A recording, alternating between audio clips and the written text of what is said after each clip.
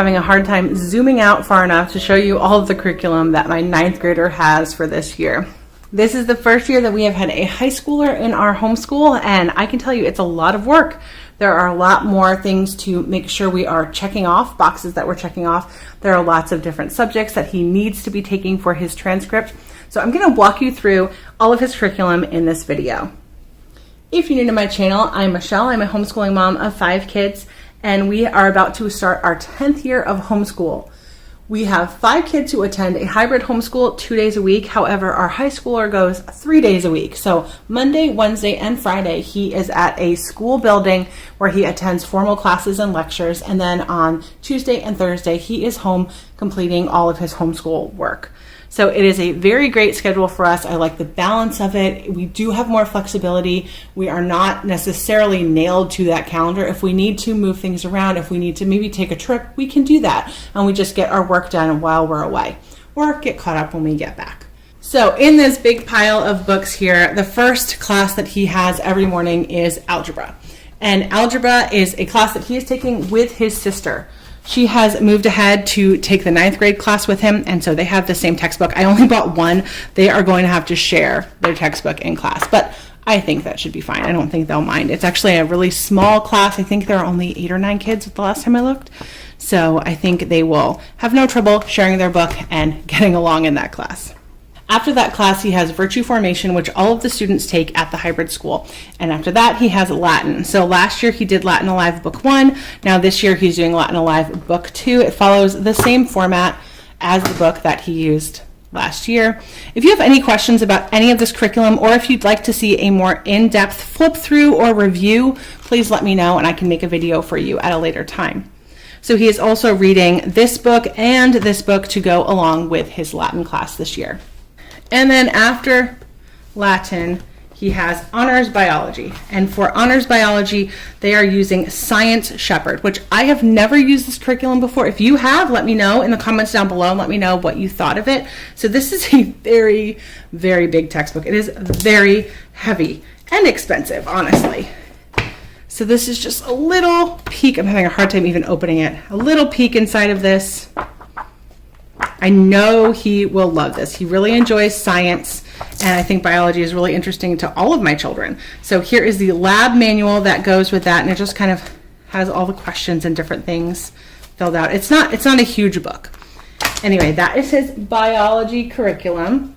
And then next is Modern History, and we are using BiblioPlan this year. I've never used this before. It is new to our family. This is the Modern History, U.S. and World History from 1850 to 2000 with missionary highlights and U.S. geography. This is cool classical history and literature curriculum. So like I said, this is new to us. I honestly don't really know much about this at all. It seems really nice. It seems like it has a lot of information on each page. It's really colorful. So hopefully he will enjoy this. It comes with the hands-on maps, and then also this workbook that goes with it as questions and activities for a 34-week study of modern history. And it is just a bunch of workbook pages based on the week that they are doing in the textbook.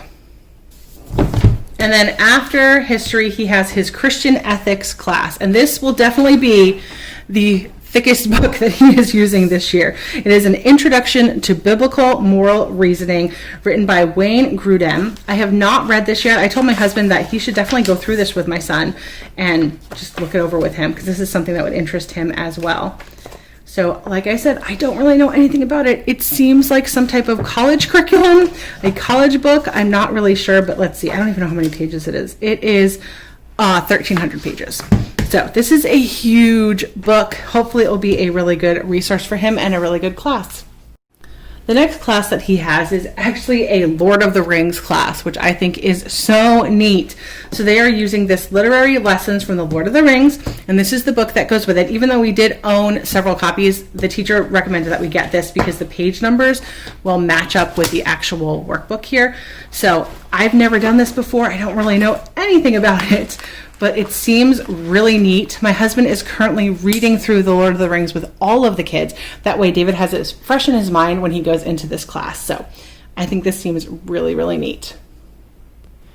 And then after his Lord of the Rings class, he has his logic class.